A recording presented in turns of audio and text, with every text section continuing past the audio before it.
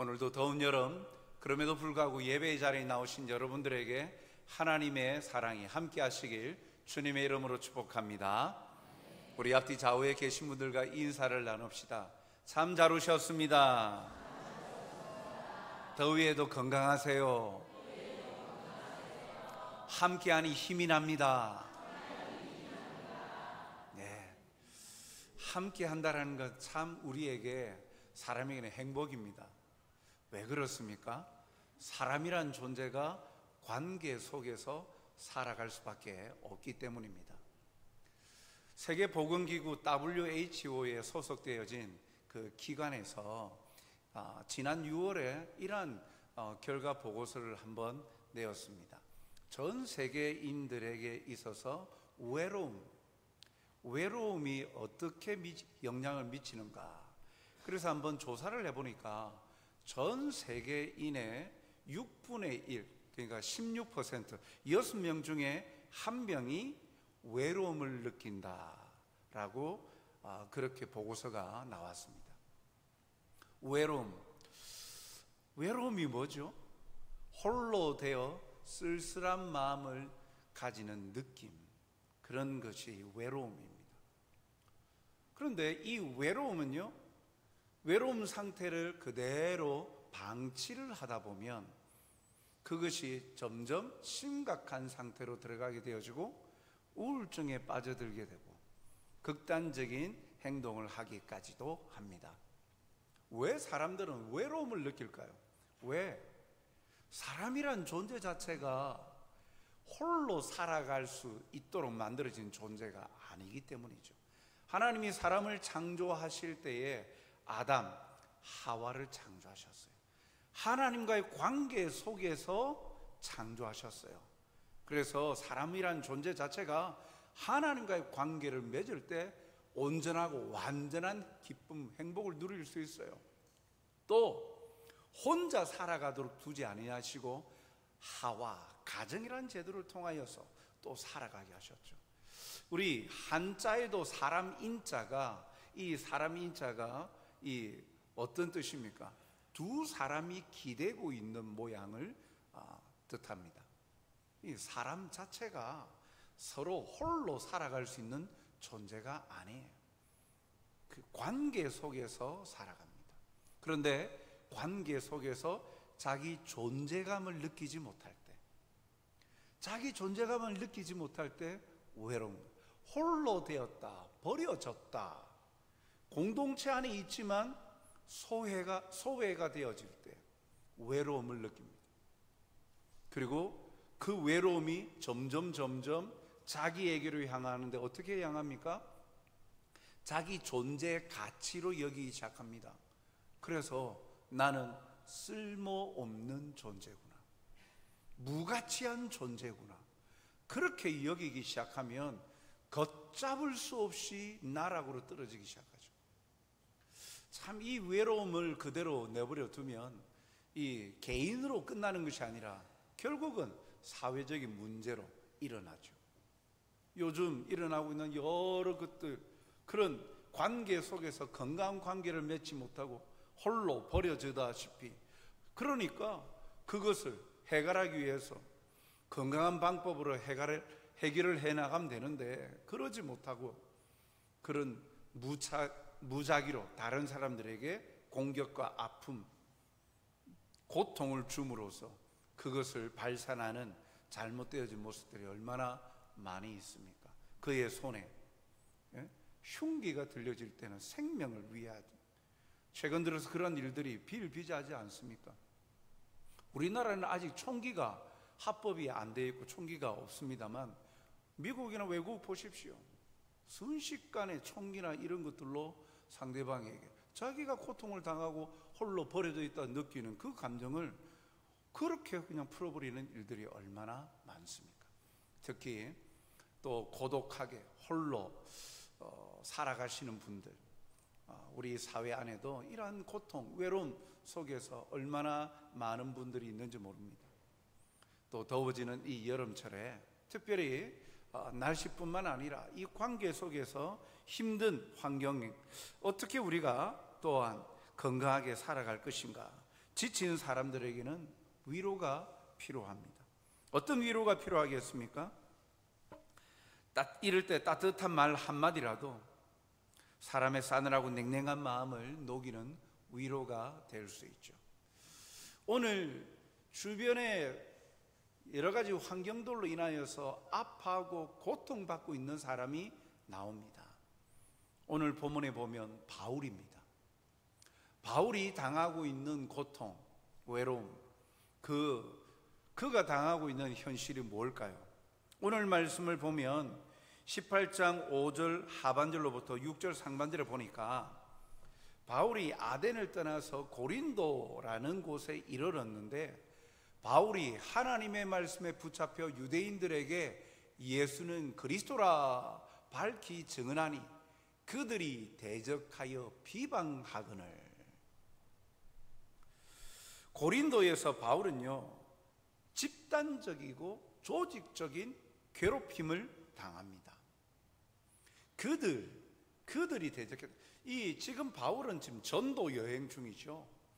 예수님을 그리스도라, 예수님은 구원자다, 메시아다, 우리의 유일한 구주이시다 라는 이 복음을 전하는데, 고린도 지방에 가니까 그곳에 있던 유대인들이 동족입니다. 동족. 고린도는 이방 땅이죠. 유대 땅이 아닙니다. 이스라엘 땅이 아니죠. 그런데 그곳에서 해외에서 동족을 만난 거예요. 해외에서 동족 만나면 얼마나 기쁜지, 때로는 같은 말을 사용한다는 것만 해도 마음이 편안해집니다. 해외에서 동족을 만났는데 그 동족들이 자기를 비방한다. 여기에 비방하다라는 말이요, 쉽게 말하면 폭언, 욕설을 말하는 거예요. 그들이 대적하여 비방했다 그랬어요. 그들 한 사람이 아니에요. 여러 사람이 일제히 바울에게 욕하고 손가락질하면서 폭언하고 비방하는 거예요. 여러분, 여러 사람이, 한 사람이 자기에게 싫은 소리 해도 마음이 아픈데 여러 사람이 돌아가면서 험한 말을 해가면서 자기를 비방한다, 욕한다, 그 자리에서 있다. 여러분, 마음이 얼마나 무너지겠습니까? 그렇지 않아도 지금 바울은요, 몹시 몸과 마음이 지쳐있는 상태예요. 왜냐하면 지금 현재 바울이 두 번째 전도 여행 중입니다. 이 고린도라는 곳에 이르기 전에 빌립보, 데살로니가, 베레아, 아덴, 그곳을 거쳐서 고린도까지 왔어요. 그런데 이 거쳐오는 지역마다 참 쉬운 일이 없었어요. 빌립보라는 곳에서는 귀신 들린 그 여종을 귀신을 낫게 하고 고쳐줬더니 그것 때문에 장사 못한다고 주인이 감옥에 가두게 하여서 매질을 하였어요. 여기서 매질은요, 죽음에 이르는 정도의 강한 매질을 당했대요. 그런 매질을 당하고 도망가다시피 하여서 빌립보에서 이 데살로니가로 왔어요. 데살로니가 지역에 와서 또 복음을 전하는데 그곳에서 극단적인 유대주의자들을 만난 거예요. 복음을 전하는데 동족들이, 자기와 같은 동족인데, 유대인인데 자기를 괴롭히는 거예요. 죽이려고 하는 거예요. 그래서 그 데살로니가에 있을 수 없어서 베레아 지방으로 옮겨갑니다. 도피를 갑니다. 그런데 베레아 지역에 가니까 그까지 그냥 쫓아온 거예요. 여러분, 한 곳에 머물러 있으면서 손가락질 하다가 다른 지방으로 옮겼을 때 그냥 자기를 괴롭히는 무리가 없으면 얼마나, 그래도 좀 낫잖아요. 그런데 여러분, 다른 지방까지 갔는데 뿌득뿌득 쫓아와서 계속 괴롭히는 사람, 얼마나 공포 아니겠습니까?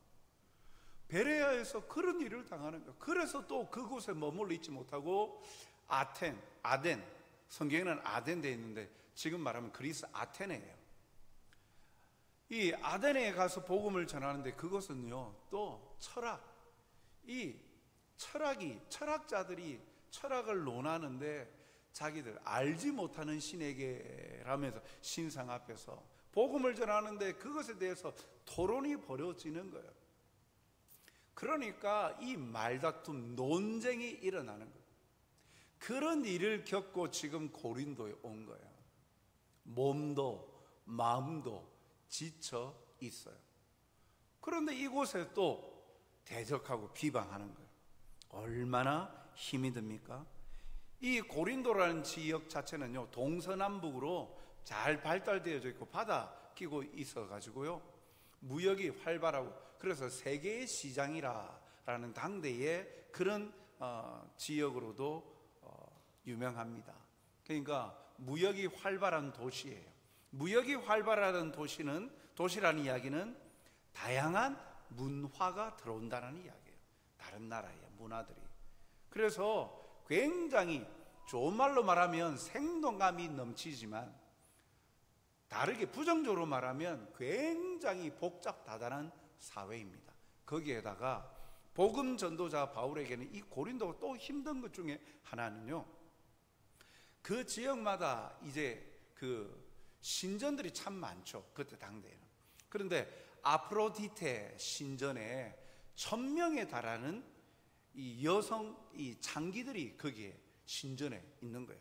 신전에서 제사 드리는 일에 돕는 사제다, 여사제다라고 이야기하지만 당시에 거기에서는 성적 문란함이, 음란한 문화가 팽배해지는 곳이 신전이에요. 그런데 아프로디테 신전에 1000명에 달하는 여사제들이 있었다.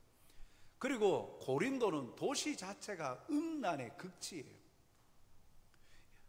안 그래도 심신이 힘든데 자기가 내려온 이 고린도 지역에 평안한 지역이 아니라 영적으로도 굉장히 답답한 그러한 도시에 있다는, 집단적인 괴롭힘, 그리고 영적으로도 막혀져 있는 그런 상황. 여러분, 이런 상황에 놓여 있을 때 얼마나 지치고 힘들겠습니까?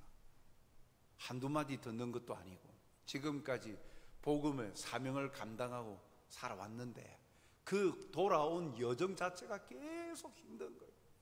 그 여정이 계속 힘이 들고 마음도 몸도 지쳐버렸어요.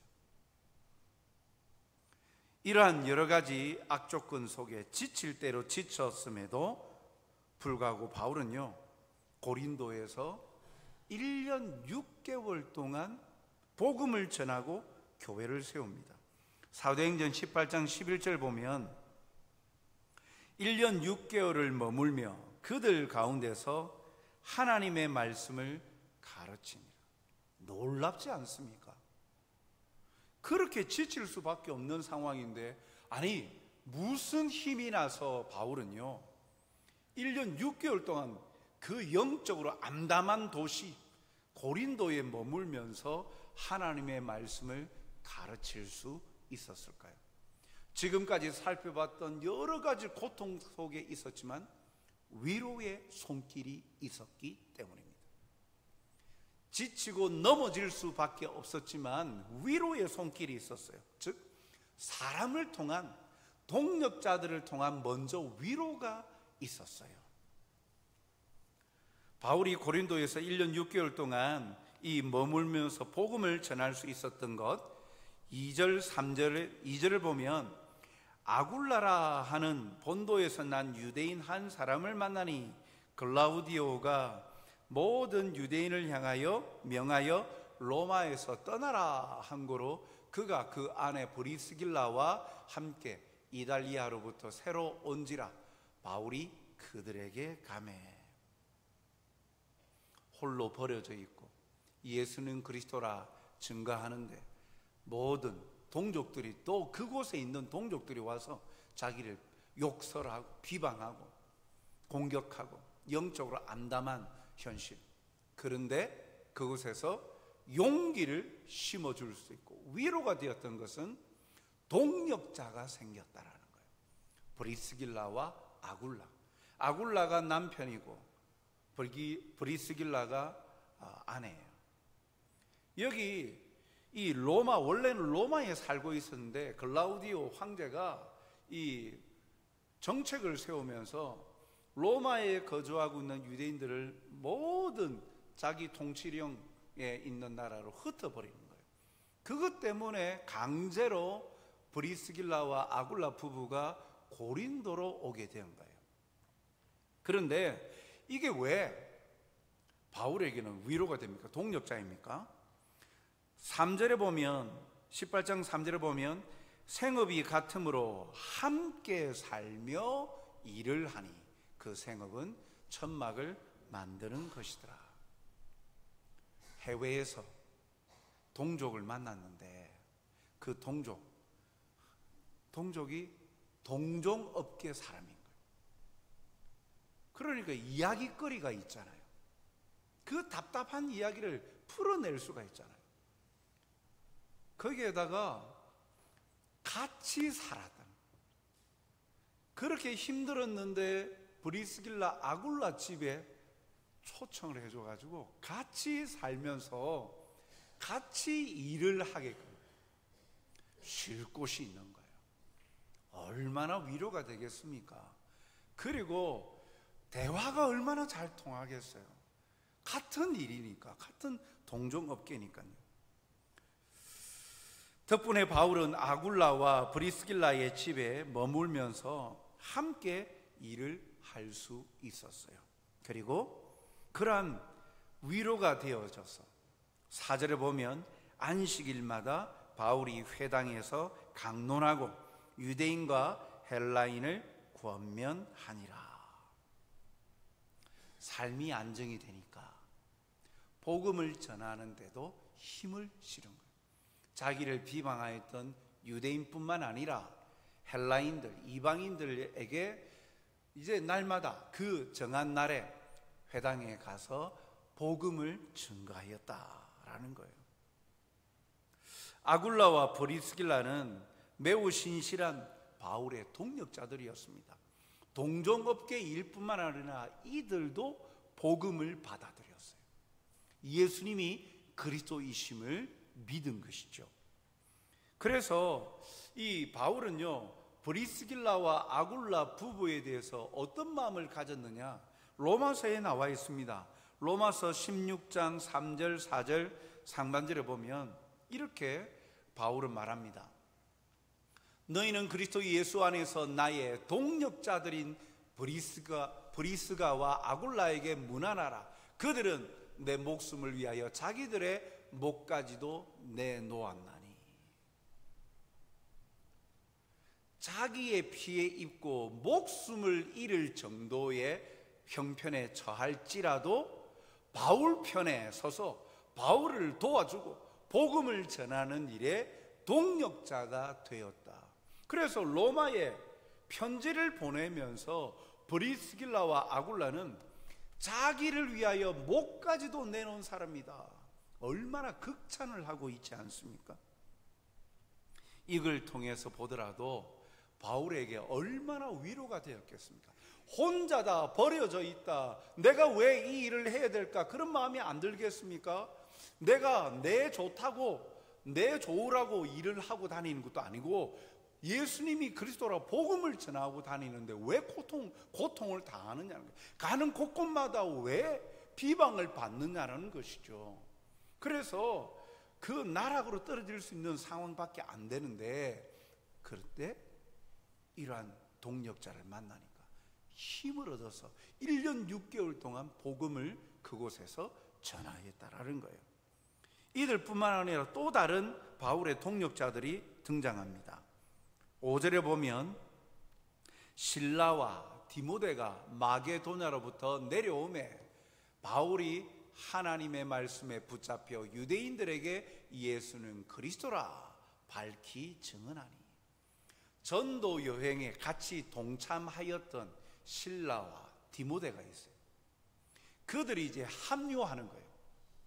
합류하니까 실라와 디모데가 마게도냐로부터 내려오매 바울이 하나님의 말씀에 붙잡혀.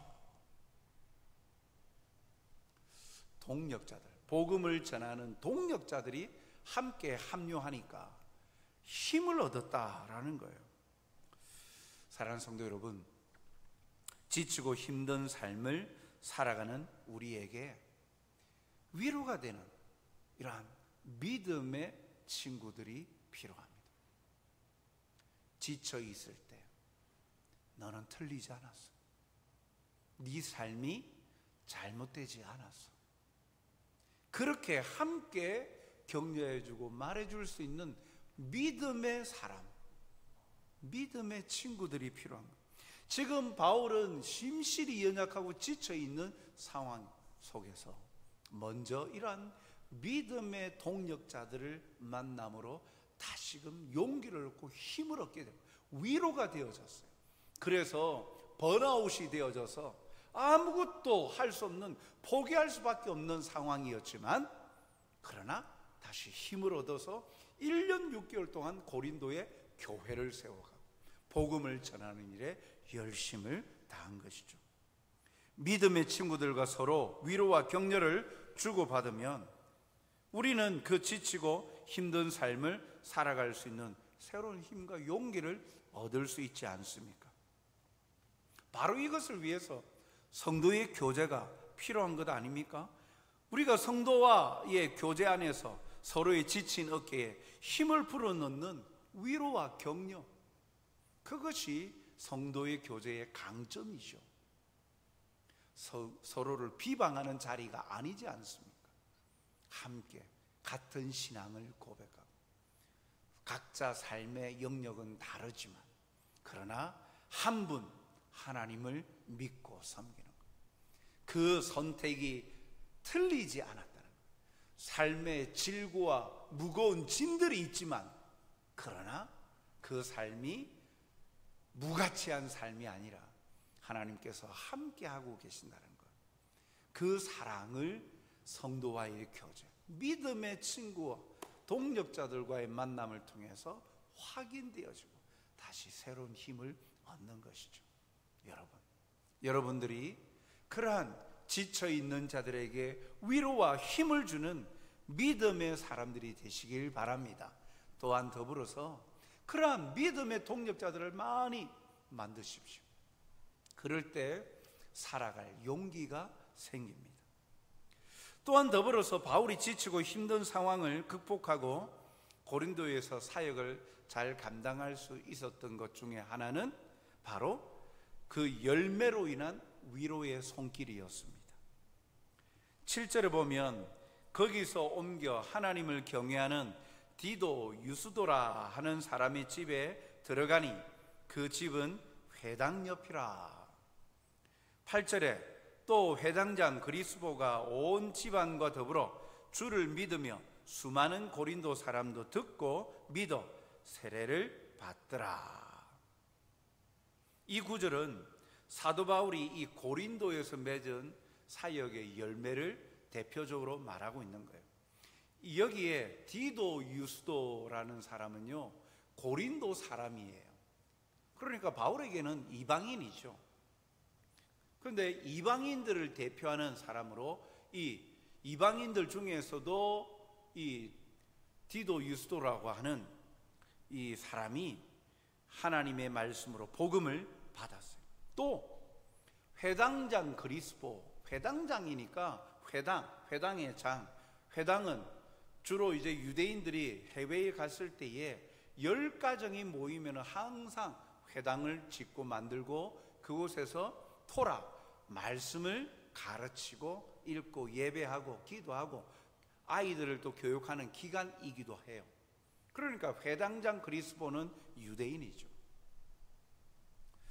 그러니까 이방인을 대표해서 디도 유스도, 유대인을 대표해서 그리스보가 기록이 되고 있는데 8절 상반절을 다시 보면 또 회당장 그리스보가 온 집안과 더불어 주를 믿었다.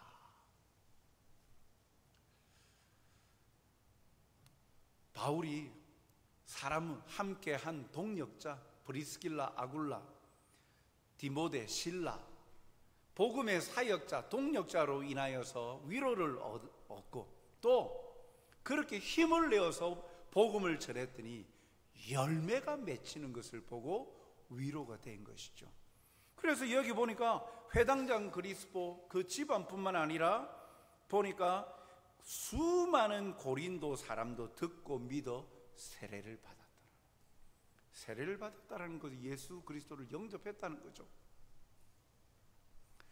유대인들의 조직적인 반대가 있었고 그로 인해 회당에서 쫓겨나야 했지만 하나님은 디도, 유스도와 그리스보를 비롯한 많은 사람들 열매를 맺게 해 주십니다. 그래서 바울의 마음을 위로해 주시는 거예요. 이 사역의 열매는 바울이 지치고 힘든 중에도 용기를 얻게 하는 매우 중요한 원인을 제공해 주죠. 그렇구나, 내가 이렇게 행한 것이 헛되지 않았구나, 열매가 맺히는 걸 보니까 내가 행한 것이 아무 무의미한 일이 아니었구나 깨달으니까 1년 6개월 동안 힘을 내어서 복음을 전한 것입니다. 사랑하는 성도 여러분, 모래사장을 걸으면 반드시 우리 뒤에 남는 것이 있습니다. 발자국이죠. 우리가 지나왔다라는 흔적입니다. 우리의 삶에도 우리의 발자국이 남습니다. 흔적이 남습니다. 우리가 수고하고 애쓴 노력과 헌신으로 맺어진 열매들이 있습니다. 당장 보이지 아니한다고 내가 살아온 삶의 걸음이 헛된 것일까? 아니라는 거예요. 특히 하나님의 사람들이 하나님을 사랑하며 섬기는 주 안에서 너희 수고가 절대 헛되지 아니하리라. 절대로 헛되지 아니하리라. 그 열매로 인하여서 위로가 되고 힘이 되고 하나님께서 보존해 주시는 거예요. 이러한 위로와 은혜를 얻어서 다시금 새롭게 힘을 얻고 주님을 기뻐하는 여러분들이 되시길 주님의 이름으로 축복합니다. 사람들로 통한 이 위로뿐만 아니라 가장 큰 위로가 하나 남아 있습니다. 그것은 바로 하나님이 주시는 위로였습니다. 사도행전 18장 9절에 보면 밤에 주께서 환상 가운데 바울에게 말씀하시되 두려워하지 말라, 침묵하지 말고 말하라. 10절 내가 너와 함께 있음에 어떤 사람도 너를 대적하여 해롭게 할 자가 없을 것이니. 어떤 사람도 너를 해롭게 할 자가 없을 거다. 왜? 내가 너와 함께 한다라. 다른 어떤 위로보다도 바울에게 큰 위로는 바로 전능자이시고 자기를 사랑하시고 또한 자기를 이방인의 사도로 세우시고 함께 하시는 하나님, 그 능력의 하나님께서 함께 하고 계시다, 하나님께서 지켜주신다, 하나님께서 보호해 주신다라는 이 약속의 말씀이 가장 큰 위로가 되었죠. 하나님은 환상 중에 친히 바울에게 나타나셔서 그를 위로해 주시는 거예요. 9절 10절에 두려워하지 말며 침묵하지 말고 말하라. 이는 이 성중에 내 백성이 많음이라. 하나님이 함께 하시니까 너를 해칠 대적자가 아무도 없다. 그리고 해치려 하는 건 내가 다 막아주겠다. 그렇게 말씀하시고 끝나는 것이 아니라 사명도 주시는 거야. 침묵하지 말고 말해라. 그러니까 침묵하지 말고 말해라. 예수는 그리스도라 말해라. 왜? 이 성중에 내 백성이 많다. 너의 말을 듣고 내게로 회심하여 돌아올 나의 백성들이 많으니까, 그러니까 멈추지 말고 전하라 라고 말하고 있는 거예요. 다르게 표현하면 하나님께서 바울에게 기대하고 계시다라는 거예요. 내가 너를 사용하겠다라는 거예요. 너는 이제 끝났어. 그만 쉬어. 그래, 그 모든 거 다 내려놓고 너는 이제 끝났다. 그만해라. 이렇게 하는 게 아니라 바울에게 침묵하지 말고 말해라. 내가 너를 지금도 사용한다. 나는 나에게, 너는 나에게 네가 필요해. 내 백성이 많으니까 아직도 네가 할 일이 있어. 그러니까 내가 너 지켜줄 테니까 두려워하지 말고 침묵하지 말고 예수는 그리스도라 말해라. 여러분, 하나님에게 인정받고 하나님께 쓰임받는, 아직도 나의 쓰임새가 있다라고 여겨질 때 자존감이 얼마나 올라갑니까?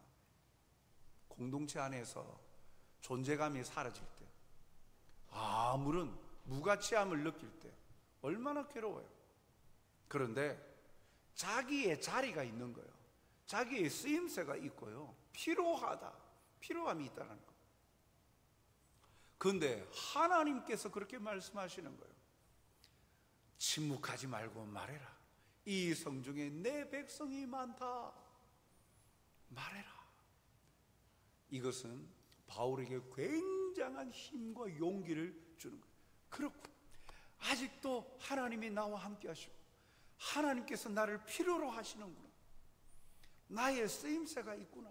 하나님께서 나에게 기대하시고 나에게 지금까지 내 모든 걸음에 하나님께서 함께 하시면서 힘을 주시고 능력을 주실 것 같이 앞으로도 함께 그렇게 힘을 주실 것, 그 사실을 확신하니까 얼마나 큰 힘이 나겠습니까?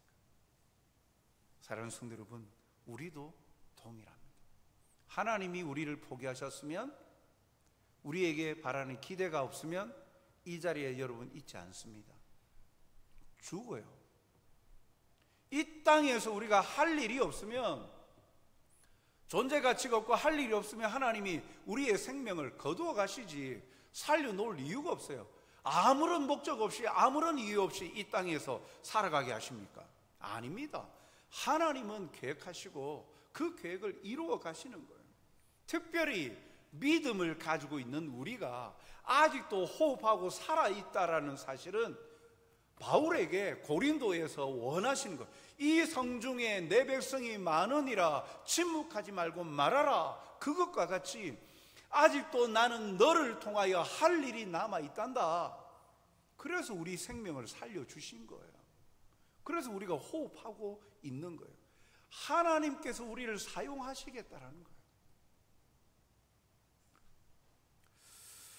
사랑하는 성도 여러분, 나는 매우 약합니다. 들키기 싫은 연약한 부분도 있고요, 감춰버린 부족한 부분도 많죠. 하지만 용기를 낼 수 있는 이유는 하나님이 강하신 분이시기 때문입니다. 나는 약하지만 하나님이 강하시니 나도 강한 거예요. 나는 약하지만 나를 통하여 역사하실 하나님, 전능하신 하나님께서 나를 통하여 역사하시며 나는 더 이상 약한 자가 아니라 하나님이 사용하신 강한 도구, 나도 강하여지는 거예요. 시편 138편 3절 말씀을 보면, 내가 간구하는 날에 주께서 응답하시고 내 영혼에 힘을 주어 나를 강하게 하셨나이다. 아멘. 기도하고 하나님께 나아갈 때 주께서 응답하시고 우리의 영혼에 힘을 주어 나를 강하게 하신다. 시편 기자의 고백이 오늘 우리의 고백이 되길 소원합니다. 우리의 지친 영혼들, 혹시 삶이 버겁고 힘드십니까? 문제들만 바라보면 답답하죠. 할 수 없다라고 포기하고 싶죠. 그러나 하나님이 함께 하시면 되는 거예요.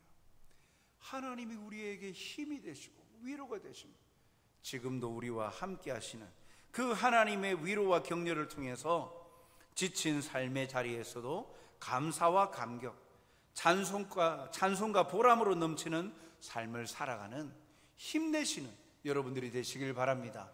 그리고 또한 더불어서 다른 사람들에게도 위로와 격려를 줄 수 있는 믿음의 신실한 동력자들로 살아서 다른 사람을 세우고 살리는 하나님의 멋진 삶을 살아가시는 여러분들이 되시길 주님의 이름으로 축복합니다. 사랑과 자비가 풍성하신 아버지 하나님, 오늘도 우리를 붙드시고 또 우리에게 말씀하여 주시고 살아갈 용기를 더하여 주시니 감사드립니다. 우리를 애워싸고 있는 환경들은 때때로 우리의 한계를 넘어서 우리가 어찌할 수 없는 고립되어져 있는 것과 같은 상황에 놓여 있어 괴롭고 힘들고 좌절하고 낭망합니다.